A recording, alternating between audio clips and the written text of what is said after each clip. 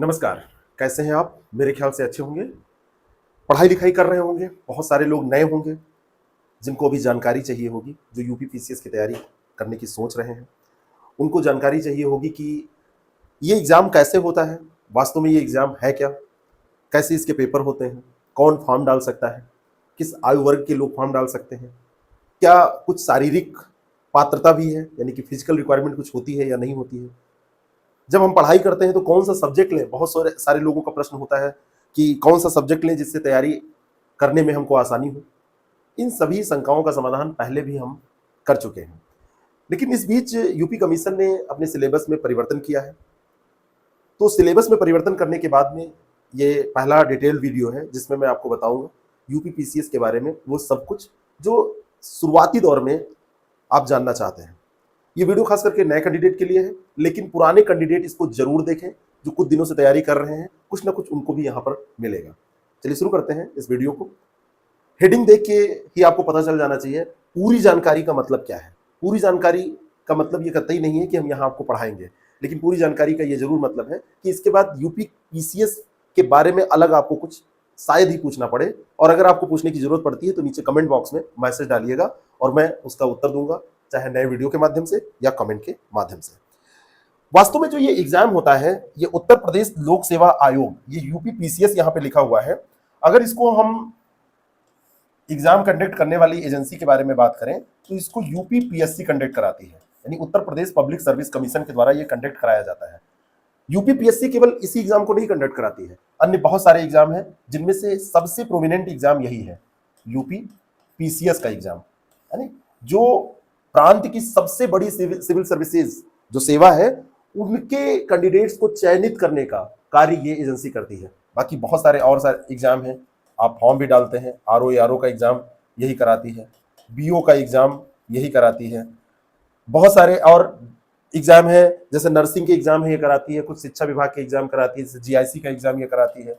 ऐसे ठीक आप जाएंगे तो बहुत सारे एग्जाम आपको मिलेंगे इंजीनियरिंग सर्विसेज की जो ये कराती है। लेकिन हमारी जो आज बातचीत होगी वो खास करके यूपी पीसीएस पर ही केंद्रित है, तो हम केवल इसी पर बात करेंगे। तो इस एग्जाम के बारे में हम देखेंगे कि कौन इसमें फॉर्म डाल सकता है, किस ग्रुप का व्यक्ति फॉर्म डाल सकता है, इस एग्जाम के चरण क्या है। जितनी भी बात होगी तो केवल इसके बारे में होगी, बाकी हम इन सबको कभी अन्य वीडियो में आगे किसी क्लास में किसी सेशन में कर लेंगे। पूरे प्रदेश में सबसे जो उच्च दर्जे की परीक्षा है प्रदेश स्तर पे, वो ये कमीशन कराता है, और उनमें से सबसे महत्वपूर्ण ये है, तो कठिन तो होगी ही, चरण भी ज्यादा होंगे। 3 चरणीय एग्जाम, 3 स्तरीय एग्जाम ये होता है। जैसे यूपीएससी पूरे भारत में लोक सेवकों को चयन करने के लिए एग्जाम कंडक्ट करती है, एग्जाम कराती है, ठीक इसी तरीके से प्रदेश स्तर पर यह कराती है, और यह है पीसीएस का exam, provincial civil services. Uttar Pradesh का है, ऐसे मध्य प्रदेश का है, ऐसे बिहार का है, ऐसे आप हरियाणा जाएंगे, पूरे पूरे भारत में कहीं भी जाएंगे, सबके अपने अपने हैं। अब आप पॉलिटी में पढ़ते ही हैं कि कई बार एक आयोग 2-2 राज्यों के लिए भी काम कर सकता है, तो खैर वो अलग की बात है।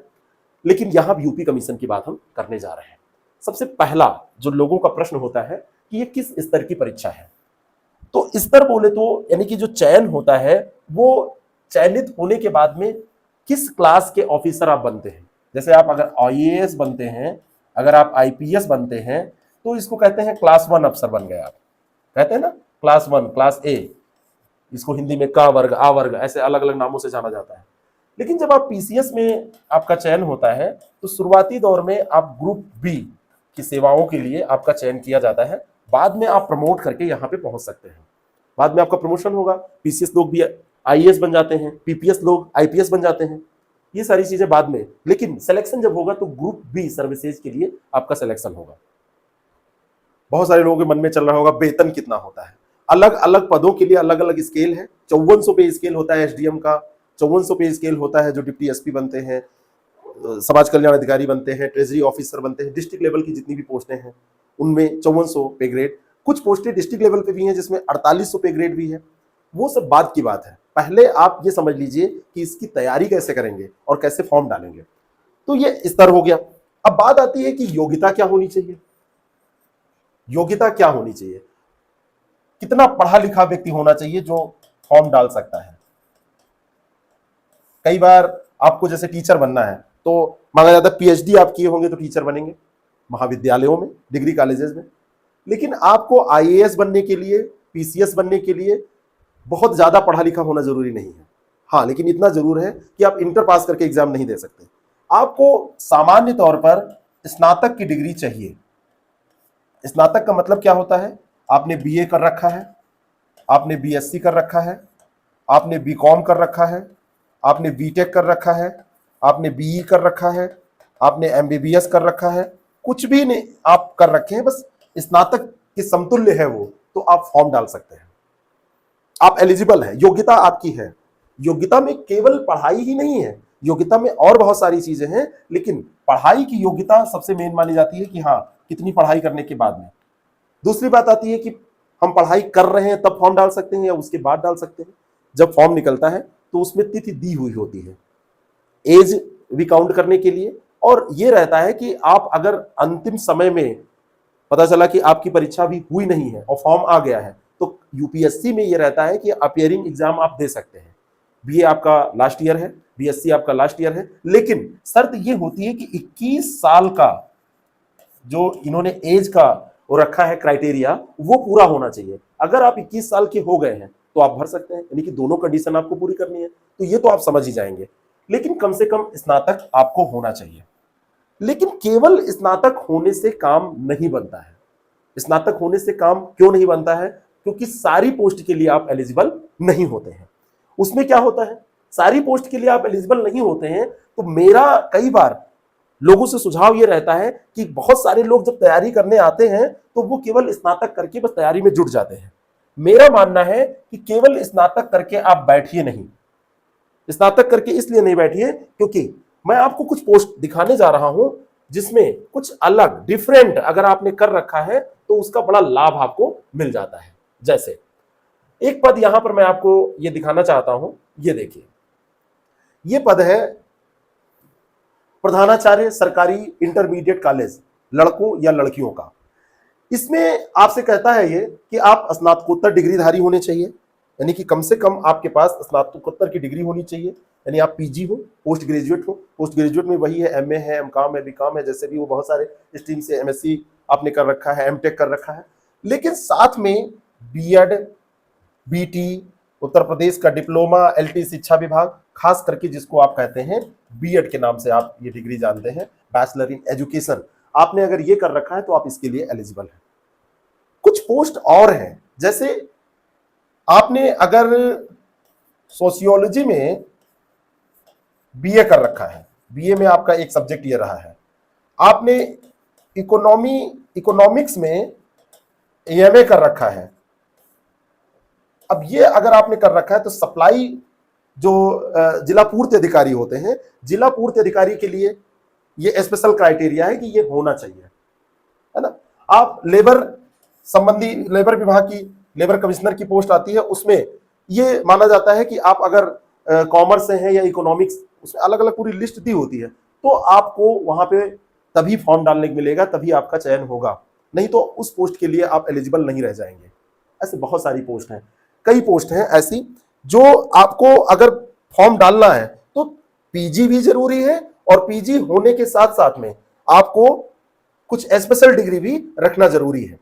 तो कई बार लोग ऐसे बैठ जाते हैं, लोगों को लगता है कि हाँ बस हमने क्या कर लिया, पीजी कर लिया है तो अब हमको बीए कर लिया है और हम फॉर्म डालने के लिए एलिजिबल हो गए हैं।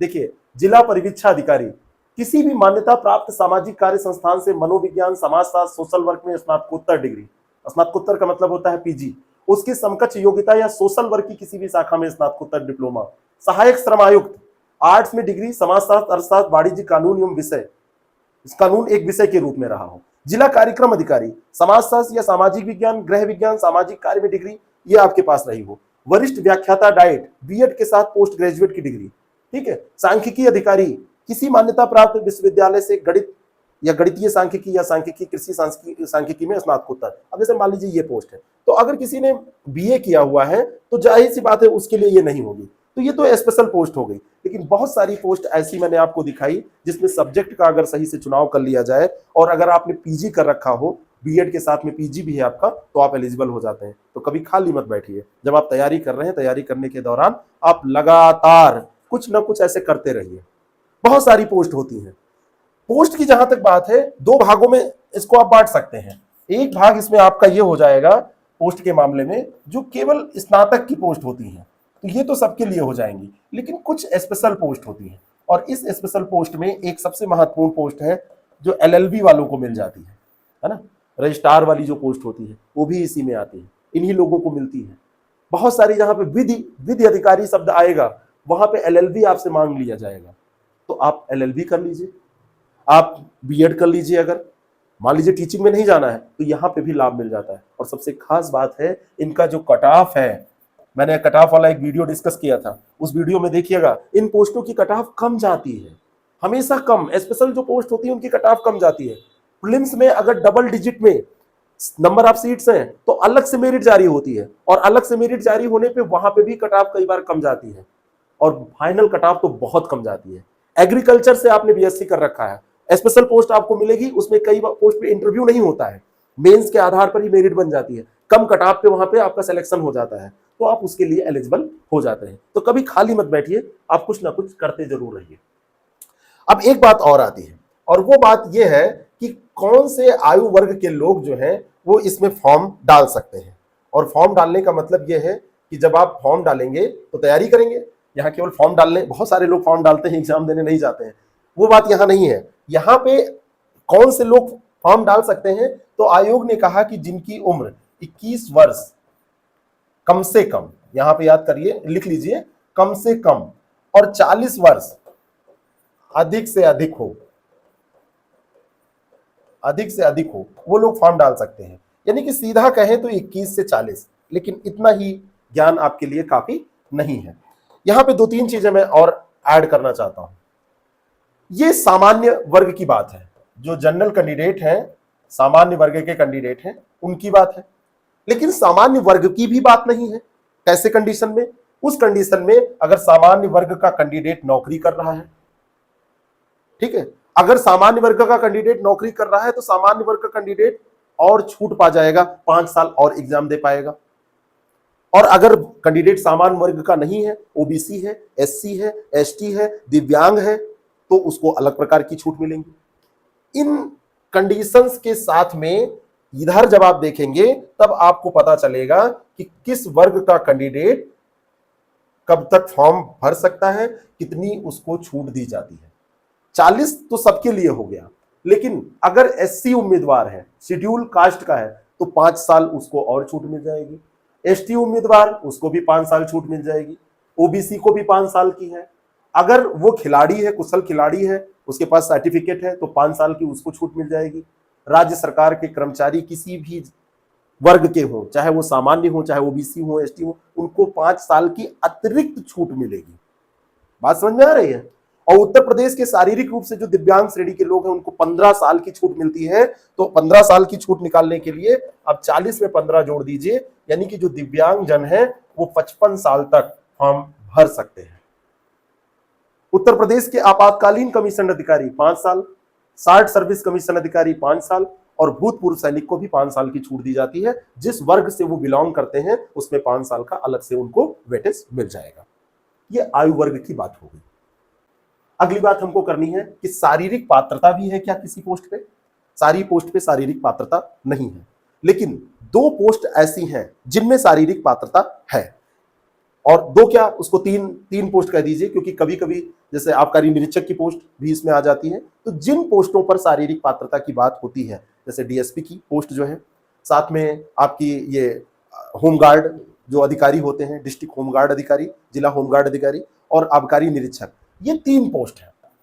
डीएसपी, होमगार्ड वाले जो अधिकारी होते हैं, और तीसरा है ये आबकारी निरीक्षक। आबकारी निरीक्षक, ये 3 पोस्ट है जिसमें अभी शारीरिक योग्यता की जरूरत है। इसमें एक तरफ आप लिखिए मेल और एक तरफ आप लिखिए फीमेल। मेल और फीमेल में थोड़ा सा इसमें अंतर किया गया है। जैसे जो डीएसपी है, डीएसपी के लिए, और इसमें कैटेगरी वाइज ये है अलग अलग। जैसे डीएसपी के लिए अगर आप जाएंगे तो देखिए ये जनरल मेल है, ठीक है, और जनरल मेल और साथ में ओबीसी और एससी, इन तीनों का एक ही है, इसमें अंतर नहीं है। लेकिन एक कैटेगरी अलग है, एसटी। एसटी को अलग किया गया है। यहां पर मेल के लिए 165 सेंटीमीटर और एसटी के लिए मेल में 160 सेंटीमीटर रखा गया है। जब आप फीमेल में जाएंगे तो फीमेल के अंतर्गत जो ये वाली जनरल ओबीसी और एससी कैटेगरी है, इसके अंतर्गत मेल से कम रखा गया है और इसको कर दिया गया है 152 सेंटीमीटर, 152 सेंटीमीटर। और इसमें होमगार्ड वाले में 150 भी कर दिया गया है। एक बार के नोटिफिकेशन में 150 मिलता है, लेकिन डीवाईएसपी के लिए यहां पर 152 मिलता है। और एसटी के लिए जो यहां पे छूट दी गई है वो की गई है 147 सेंटीमीटर तक। तो इतनी कम से कम ऊंचाई आपकी होनी चाहिए। दूसरी चीज, इसमें सीना देखा जाता है, 56 इंच वाला सीना, कुछ वैसा ही है इसमें। तो जो 56 इंच वाला सीना है वो भी आपको फुलाना है। मेल का सीना देखा जाता है 84, ये सामान्य स्थिति में, और जब वो फुलाए तो 89 हो जाना चाहिए, 89। ये सब सेंटीमीटर में है, इंच में नहीं है। इंच तो बहुत ज्यादा हो जाएगा, सबसे चौड़ा फिर तो एक ही व्यक्ति का है, आप जानते हैं। फीमेल में सीने की माप में छूट दी गई है, उसमें कोई भी ऐसी शर्त नहीं रखी गई है। लेकिन एसटी के लिए ये अलग क्राइटेरिया है और एसटी को 79 टू 84 ये रखा गया है सेंटीमीटर में। इतना सामान्य स्थिति में और 84 फुलाने के बाद होना चाहिए। ये शारीरिक पात्रता है, इसके अलावा और कोई पात्रता शारीरिक तौर पर नहीं रखी गई है। बाकी जब आप सेलेक्ट होते हैं तो आपका मेडिकल होता है, मेडिकली आपको फिट होना होता है। तो सामान्यतः व्यक्ति रहता ही है, किसी की विशेष परिस्थितियां होती हैं तो वो अलग बात है, वो सिलेक्शन के बाद देखा जाता है। सिलेक्शन के पहले जब आपसे फाइनल इंटरव्यू तक के फॉर्म भराए जाते हैं तो उसमें इतना आपको ध्यान में रखना है। आगे लोगों का प्रश्न होता है कि परीक्षा के चरण कौन कौन से हैं, और सबसे महत्वपूर्ण तो यही है, क्योंकि सब कुछ आप जानते हैं और परीक्षा कैसे होती है यही नहीं जानते तो तैयारी कैसे करेंगे, और तैयारी नहीं करेंगे तो आप परीक्षा पास कैसे करेंगे। और अंतिम उद्देश्य तो इस वीडियो का जो देखने का है, बहुत सारे लोग जानकारी के लिए भी देख सकते हैं, एक संख्या उनकी हो सकती है, लेकिन जो लोग जागरूक हैं उनको तो सेलेक्ट ही होना है। तो किन चरणों से गुजर के आप सेलेक्ट होते हैं, किन चरणों से गुजर के हरिराम हैरी बन जाते हैं, किन चरणों से गुजर के जो घिसनु होते हैं उनका नाम घैसू हो जाता है। कुछ अंग्रेजी टाइप का लोग प्रोनाउंसिएशन करने लगते हैं, ऐसा बुलाएंगे लगेगा बड़ा वीआईपी हो गया है। और आप वहां पे गांव में भैंस पे बैठ के तालाब में नहाते थे, और जब अधिकारी बन जाते हैं तो आप बढ़िया, बत्ती तो खैर अब रह नहीं गई, लेकिन इनोवा कार से चलने लगते हैं। सब बदल जाता है, छप्पर की जगह पे महल बन जाता है, बहुत कुछ परिवर्तित हो जाता है। तो ये कैसे होता है? इन परीक्षाओं को दे के जब इन चरणों को आप पास करते हैं, जो चरण मैं आपको बताने जा रहा हूं, तब ये संभव हो पाता है। ये बेसिकली जो परीक्षा होती है पीसीएस की, यूपी कमीशन के द्वारा जो ली जाती है, 3 चरणों की ये परीक्षा है। सबसे पहला जो स्टेप है वो प्रीलिम्स का एग्जाम है। उसके बाद में जब इसको आप पास कर जाते हैं तो आप मेंस का एग्जाम देते हैं, और मेंस के बाद में तीसरा जो होता है वो इंटरव्यू होता है, जिसको आप साक्षात्कार के नाम से जानते हैं। इसको आप हिंदी में प्रारंभिक परीक्षा कह देते हैं, इसको आप हिंदी में मुख्य परीक्षा कह देते हैं, और तीसरा जो यहां पर है इसको आप कह देते हैं साक्षात्कार। प्रारंभिक परीक्षा महज इसलिए आपकी ली जाती है कि आप मुख्य परीक्षा में शामिल होने लायक हैं या नहीं। 5-7 लाख जो फॉर्म भरे जाते हैं वो सारे लोग यहीं पर प्रीलिम्स परीक्षा देने के लिए फॉर्म डालते हैं। बहुत सारे लोग फॉर्म डालने के बाद भी परीक्षा नहीं देते।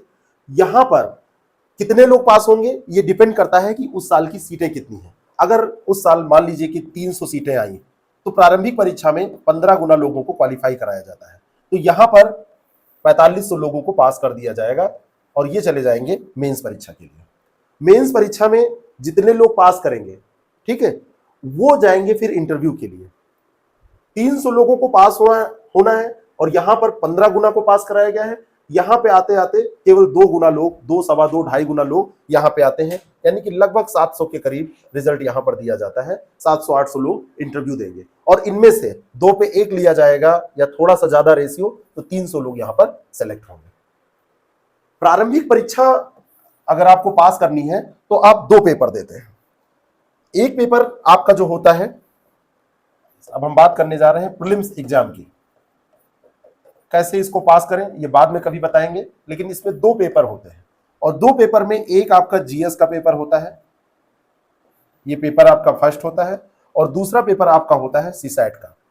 सीसैट का ये दूसरा पेपर होता है। इसको सीसैट 1 सीसैट 2 भी बोलते हैं, यूपीएससी इसी नाम से इसको बताती है, लेकिन सामान्य भाषा में इसको कह देते हैं एक जीएस का पेपर, वो पहला पेपर है, और दूसरा पेपर है सीसैट का।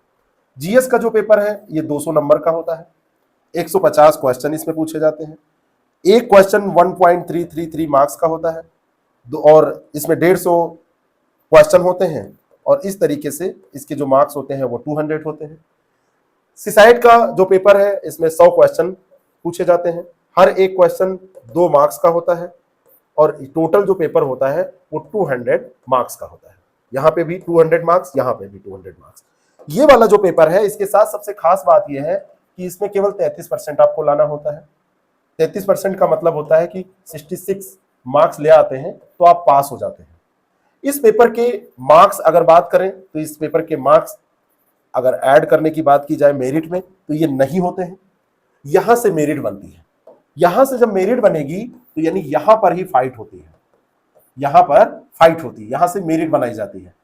तो इसी पेपर में सारा आपको प्रयास लगाना होता है, इसी को सही से पढ़ना होता है कि आप सही से पास कर जाए। मेरिट की बात की जाए नियर अबाउट 60%, यानी कि 150 क्वेश्चन में अगर आपके 90 क्वेश्चन, डिपेंड करता है पेपर के नेचर पे, सही हो जाते हैं तो आप इस परीक्षा को, इस पड़ाव को पास कर जाते हैं। दोनों पेपर में नकारात्मक अंक रखे गए हैं, निगेटिव मार्किंग रखी गई है, और निगेटिव मार्किंग जो यहाँ पे रखी गई है इस मार्किंग के अंतर्गत 1/3 की निगेटिव मार्किंग है। 1.33 मार्क्स आपको प्रश्न सही करने पे मिलते हैं, तो इसका 1/3 अंक काट लिया जाता है अगर आपके प्रश्न गलत होते हैं, और वो काटा जाएगा सही वाले प्रश्नों में से। थोड़ा सा और अच्छे से अगर इसको एलोबरेट करें तो मान लीजिए कि आपने 150 टोटल क्वेश्चंस थे, और इन क्वेश्चन में से आपने अटेम्प्ट किया कितना 120, और इसमें से जो राइट हुआ वो 90 हुआ, और रॉन्ग जो हुआ वो 30 हो गया। तो आपको 90 क्वेश्चन का मार्क्स नहीं मिलेगा। आपको 90 क्वेश्चन का जो मार्क्स मिल रहा है उसमें से 30/3, यानी कि इसको आप कह सकते हैं 10, तो 90 - 10, 10 क्वेश्चन का मार्क्स कट जाएगा, आपका स्कोर आएगा 80 क्वेश्चन। 80 क्वेश्चन का मार्क्स मिलेगा, 1.33 से इसको मल्टीप्लाई करेंगे तो ये जो भी आएगा वो मार्क्स आपका हो जाएगा, 104-5 नंबर जो भी आएंगे वो हो जाएंगे। ठीक यही प्रोसेस सेकंड पेपर में भी होता है। सेकंड पेपर में भी ठीक ऐसे ही प्रोसेस होता है। 33% मार्क्स आपको सही सही चाहिए, यानी कि 66 मार्क्स आपको सही सही चाहिए। 33 क्वेश्चन हर हाल में आपको सही करने हैं निगेटिव मार्किंग के बाद में। ये नहीं कि हमने 33 सही कर दिए फिर गलत कर दिए 25 क्वेश्चन, तो उससे कुछ नहीं होगा। सही से नहीं मतलब है, सही में गलत को घटा के कितना सही आपका हुआ, ये मैं मान लिया हूं कि अब पास कर गए हैं। इतनी देर मैंने मेहनत की है तो आप पास ही कर गए होंगे। अब आगे चलते हैं, प्रीलिम्स पास कर लिया तो अब हम चलते हैं मेंस की तरफ। मेंस में हमको देखना है कि मेंस का एग्जाम वास्तव में, जिसका नाम मेंस है तो ये वास्तव में मुख्य यही होता है, क्योंकि इसी के आधार पर आपका चयन होता है, इसी के आधार पर आपका सिलेक्शन होता है। सबसे ज्यादा मार्क्स यहीं पर, सबसे बड़ा जो रेंज है मार्क्स का वो यहीं पर है। 1500 मार्क्स का पेपर इसमें होते हैं। कितने? 8 पेपर जो यहां पर होते हैं वो 8 पेपर होते हैं। 8 पेपर कौन कौन से? एक पेपर यहां पर होता है हिंदी का, जिसको आप कहते हैं सामान्य हिंदी। दूसरा पेपर होता है निबंध का, और जीएस के यहां पर पहले 4 पेपर होते थे, अब जीएस के 6 पेपर हो गए हैं। ऑप्शनल हटा दिया गया है, वैकल्पिक विषय जैसा अब कुछ नहीं रहा है। तो अब टोटल यहां पर जो पेपर रखे गए हैं वो 6 पेपर, और हर एक पेपर 200 नंबर का। ठीक है, तो हर एक पेपर 200 नंबर का, यानी कि 1200 मार्क्स का आपका जीएस का पेपर। और ये दोनों पेपर होते हैं 150 और साथ में 150, दोनों को आप जोड़ देंगे तो यहां पे 300 मार्क्स का ये पेपर। तो टोटल मेंस का एग्जाम आपका हो जाता है 300, और 300 के बाद में ये 1200, दोनों को आप ऐड करेंगे तो ये आपका हो जाएगा 1500 मार्क्स का। तो मुख्य परीक्षा वास्तव में मुख्य परीक्षा होती है। सिलेक्शन में, मेरिट बनने में, फाइनल चयन में प्रारंभिक परीक्षा के मार्क्स नहीं जोड़े जाते। मैंने शुरू में ही कहा है, वो परीक्षा केवल इसलिए होती है कि आप मुख्य परीक्षा देने लायक हैं कि नहीं, इसकी छटनी करना। प्रारंभिक परीक्षा एक स्क्रीनिंग टेस्ट होता है, एक छटनी परीक्षा होती है, जो लोगों, जो लाखों की संख्या में लोग हैं उनको छांट के, क्योंकि मुख्य परीक्षा में इतने पेपर हैं, आयोग को पेपर दिलाने में, व्यवस्था करने में 8 पेपर लेने में बहुत सारा व्यवस्था अरेंजमेंट करना पड़ता है, धन खर्च करना पड़ता है, फीस बहुत ज़्यादा इस एग्जाम की होती नहीं है, बहुत मामूली सी फीस आपसे ली जाती है। और फिर इतने लोगों का एग्जाम कराया क्यों जाए, पहले ही छाट ना दिया जाए। तो इसी कारण से इसको करा के फिर यहाँ 1500 नंबर में जिसके मार्क्स, यहाँ पे भी अगर आपके 60% मार्क्स आ गए तब तो आप टॉप कर जाएंगे। 55% जैसे क्रॉस होगा आपका सिलेक्शन हो जाएगा, 52-53% आपका क्रॉस होगा आपका इंटरव्यू कॉल हो जाएगा। यहां पर अगर आपके 850 से 800 जैसे आपने क्रॉस किया, 850 के लगभग आपके मार्क्स आते हैं तो 850 के आसपास आपका इंटरव्यू कॉल हो जाता है। इंटरव्यू और पहले भी कॉल हो जाता है, डिपेंड करता है, हर साल पे थोड़ा थोड़ा ये डिफर करता है। और इंटरव्यू केवल 100 नंबर का है। यहां पे अगर मार्क्स आपने उठा लिए तो इंटरव्यू में खराब मार्क्स भी मिलेंगे, तब भी आप शीर्ष पदों पे चयनित हो सकते हैं। अगर यहां मार्क्स नहीं उठा तो इंटरव्यू तो 100 ही नंबर का है, उसमें आपको 75 भी मिल गया, यहां मार्क्स नहीं है तो आप निचली पोस्ट पे सेलेक्ट होंगे या नहीं सेलेक्ट होंगे। मेंस का ये पेपर बहुत इंपॉर्टेंट, यहां पर आपको मार्क्स अच्छे मिल जाते हैं। एक वीडियो हमारा देखिएगा 115 नंबर तक कैसे आप प्राप्त कर सकते हैं, यहां पर भी 110-15 नंबर आप कैसे पा सकते हैं। और यहां पर तो डिपेंड करता है आपने कैसा लिखा है, आंसर राइटिंग स्किल आपकी कैसी है, आपकी जो लेखन शैली है, जो कला है, उसको कितना आपने विकसित किया है। केवल ज्ञान से नहीं, यहां पर आपने कितना वर्क किया है इस पे डिपेंड करता है। और जैसे ये परीक्षा आप पास करते हैं, इस परीक्षा को पास करने के बाद में आप पहुंच जाते हैं इंटरव्यू में, अंतिम पड़ाव। ठीक है, अंतिम पड़ाव होता है, बहुत योगदान नहीं है। अब पहले हुआ करता था 200 नंबर का, अभी ये केवल 100 अंक का है। सामान्यतः किसी को भी इसमें 50 प्लस मिल जाता है। अच्छा जो करेगा, ये सामान्य अंक हुए 50 प्लस के आसपास, जो अच्छा करेगा उसको 60 से 65 अंक मिल जाते हैं। और जो बहुत अच्छा करेगा, बहुत अच्छा करने पे उस 75 के आसपास पहुंच जाता है, प्लस भी हो सकता है, एक आध कम भी हो सकता है। वहां अगर मेंस में आपने अच्छा किया और यहां पर ये भी अच्छा, बहुत अच्छा हो गया, तब तो आपकी रैंक आ जाएगी। मेंस में अच्छा हो गया, यहां सामान्य, तो सिलेक्शन हो जाएगा। और अगर दोनों जगह बहुत अच्छा हो गया तब तो आप रिकॉर्ड बना देंगे, टॉप कर जाएंगे। ये एक पूरी जानकारी रही। लेकिन इस पूरी जानकारी में मैं आपको बताऊं कि जो लोग ये केवल सोचते हैं कि हमने स्नातक कर लिया तो हम एसडीएम बन सकते हैं, बाकी किसी चीज के लिए हमको प्रयास करने की जरूरत नहीं है। कई बार ऐसा होता है कि आपके सामने अवसर होता है, आप उसका लाभ नहीं उठा पाते हैं। सब्जेक्ट का चयन आप कैसे कर रहे हैं, बीए में कौन सा सब्जेक्ट ले रहे हैं, पीजी किस सब्जेक्ट से कर रहे हैं, हर बार उसको नहीं निर्धारित किया जा सकता। आपकी रुचि भी हो सकती है, आप हो सकता है साथ में पीएचडी भी करना चाहते हैं, लेकिन साथ साथ में कुछ करते रहें। और जब फॉर्म डालें तो इन पोस्ट को टिक करना ना भूलें। कई बार कैफे में आप जाके ऐसे फॉर्म भर देते हैं, आपको लगता है ठीक है भर गया, कैफे वाले को सब पता है। कैफे वाले को ये नहीं पता है कि आपके पास कौन कौन सी डिग्री है। वो सामान्य एग्जीक्यूटिव जो पोस्ट होती हैं उसी पे फॉर्म आपका भर देता है। और जितनी पोस्ट आती है उनमें से आधे से ज्यादा पोस्टें स्पेशल होती हैं। स्पेशल पोस्ट पता चला 100 सीट्स केवल जीआईसी की आ गई, मतलब जीआईसी कहिए या आप डायरेक्ट लेक्चरर की कभी कभी इधर आ रही है लगातार पोस्ट, उसमें बहुत सारे रजिस्ट्रार की पोस्ट आ गई, अभियोजन अधिकारी की कई बार कुछ एक प्रकार की पोस्ट इसमें आती हैं। तो उनके लिए आपको अलग से टिक करना पड़ता है फॉर्म में, तो इसको ध्यान रखिए। उम्मीद करता हूं कि आपको लगभग जानकारी जो दी गई है वो समझ में आ गई है। हो सकता है मुझसे कोई बात छूटी हो, वो आप कमेंट सेक्शन में मैसेज ड्रॉप करके पूछ सकते हैं, मैं उसका उत्तर देने की पूरी कोशिश करूंगा, हमारी टीम उसका उत्तर देगी। Thank you so much, all the very best.